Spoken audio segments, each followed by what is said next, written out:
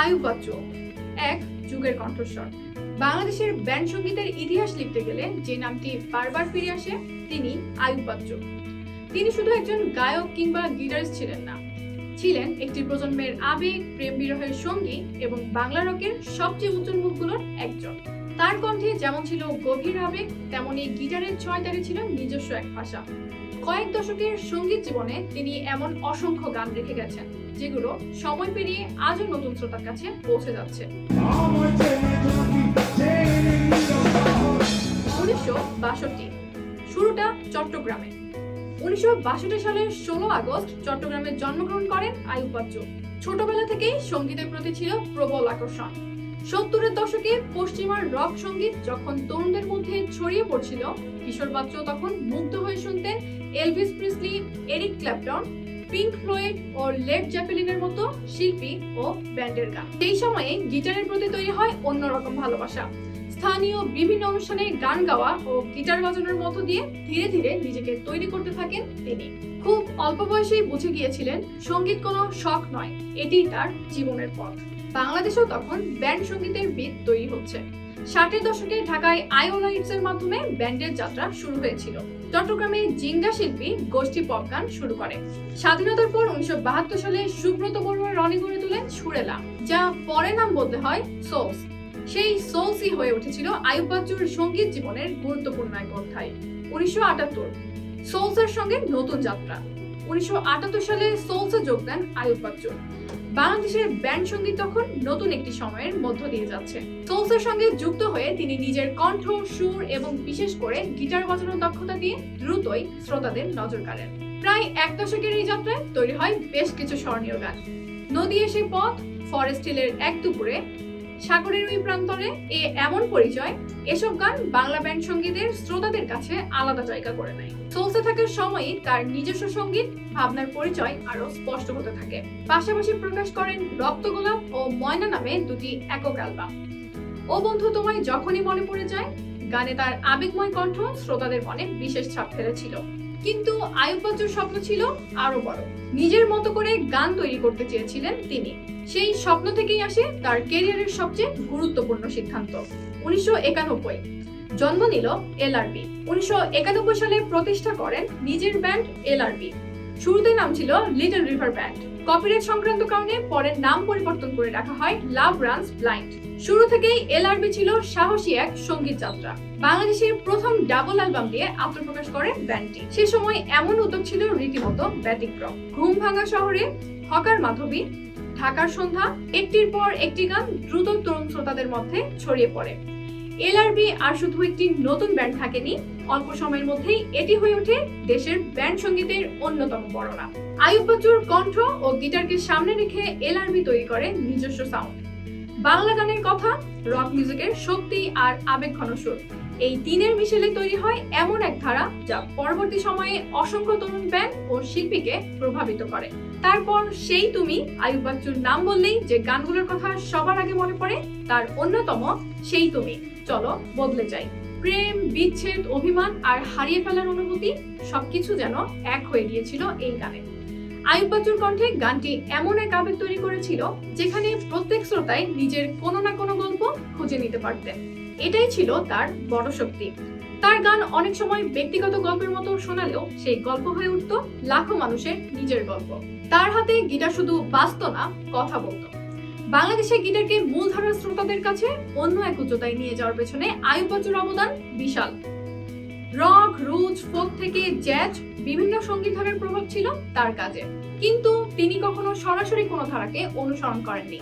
সবকিছুকে নিজের সঙ্গীত বোধের সঙ্গে মিশিয়ে তৈরি করেছিলেন আলাদা এক পরিচয়। কখনো তার গিটার ছিল তীব্র, কখনো বিষণ্ণ, কখনো আবার বিস্ফোরণের মতো শক্তিশালী। গানের কথা শেষ হওয়ার পরও তার গিটার যেন গল্পের বাকি অংশ বলে যেত। এ কারণেই ভক্তদের কাছে তিনি হয়ে ওঠেন গিটার জাদুকর। এক জীবনে এত গান আইয়ুব বাচ্চুর জনপ্রিয় যে গানের তালিকা করতে গেলে সেটি সহজে শেষ হওয়ার নয়। ঘুম ভাঙা শহরে, সেই তুমি, হাসতে দেখো, গাইতে দেখো, বাংলাদেশ, এখন অনেক রাত, কষ্ট পেতে ভালোবাসি, রূপালী গিটার, পালাতে চাই, গতকাল রাতে, বন্দি জেগে আছে, কষ্ট কাকে বলে, নীল বেদনা, কিছু চাইবো না, নীরবে, মেয়ে, 3.5 হাত মাটি, উড়াল দেব আকাশে, তাজমহল, মন চাইলে মন পাবে, আপন কেহ নাই, চলে যেতে যেতে, সাবিত্রী রায়। প্রজন্মের পর প্রজন্ম এসব গান শুনেছে। এর বাইরেও আছে এমন অনেক গান যেগুলো তুলনামূলকভাবে কম আলোচিত হলেও তার সঙ্গীতের বৈচিত্র্য বুঝতে গুরুত্বপূর্ণ।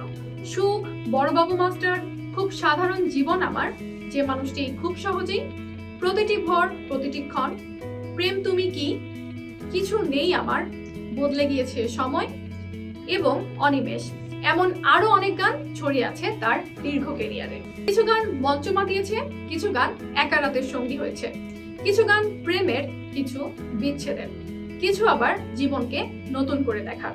কিন্তু প্রতিটির কেন্দ্র ছিল আইয়ুব বাচ্চুর নিজস্ব আবেগ।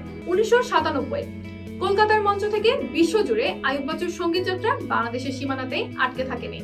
1997 সালে যাদবপুর বিশ্ববিদ্যালয়ে কনসার্টের পর কলকাতায় ব্যাপক পরিচিতি পান তিনি। এরপর ইউরোপ, আমেরিকা, অস্ট্রেলিয়া, মধ্যপ্রাচ্য সহ বিশ্বের বিভিন্ন প্রান্তে কনসার্ট করেন। প্রবাসী বাঙালিদের কাছে তার কনসার্ট হয়ে উঠত বিশেষ এক অভিজ্ঞতা। 1000 মাইল দূরে বসবাস করা মানুষের সামনে যখন পরিচিত গিটার রিফ বেজে উঠত, তখন সেটি শুধু একটি কনসার্ট থাকতো না, সেটি হয়ে উঠত নিজের ভাষা, নিজের শহর, নিজের তারুণ্য আর ফেলে আসা স্মৃতির কাছে ফিরে যাওয়ার মুহূর্ত। বিদেশি দর্শকদের কাছেও তার গিটার বাজানোর দক্ষতা প্রশংসা পেয়েছে। তার স্বপ্ন ছিল বাংলা গান এবং বাংলাদেশের ব্যান্ড সঙ্গীতকে আরো বড় পরিসরে নিয়ে যাওয়া। তাকে দেখে গিটার হাতে নিয়েছে একটি প্রজন্ম।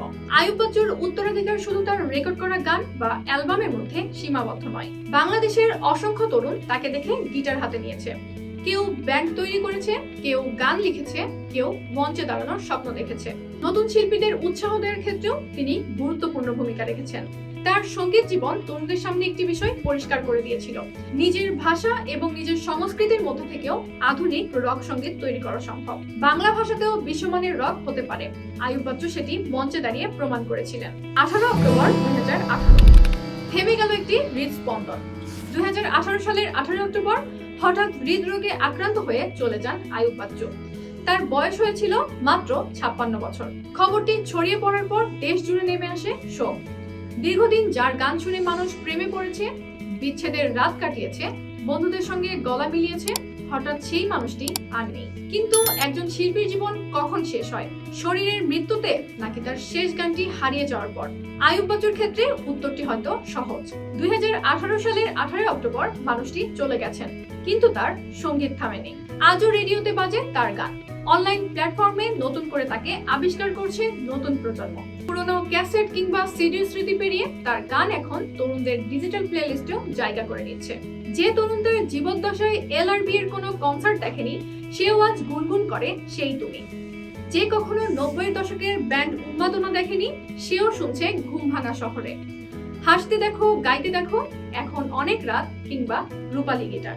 এটাই হয়তো একজন শিল্পীর সবচেয়ে বড় অর্জন, নিজের সময়কে অতিক্রম করে যাওয়া। আইয়ুব বাচ্চু শুধু একজন গায়ক ছিলেন না, শুধু একজন গিটারিস্টও ছিলেন না, তিনি ছিলেন বাংলা ব্যান্ড সঙ্গীতের একটি সময়, একটি আবেগ, একটি আন্দোলনের গুরুত্বপূর্ণ মুখ। তার কণ্ঠে ছিল ভালোবাসা, তার গিটারে ছিল বিদ্রোহ, তার গানে ছিল জীবনের গল্প। মানুষটি চলে গেছেন, মঞ্চের আলো নিভেছে, কিন্তু তার রেখে যাওয়া রূপালী গিটার এখনো বাজছে এবং হয়তো বাজতে থাকবে আরো বহু প্রজন্ম ধরে।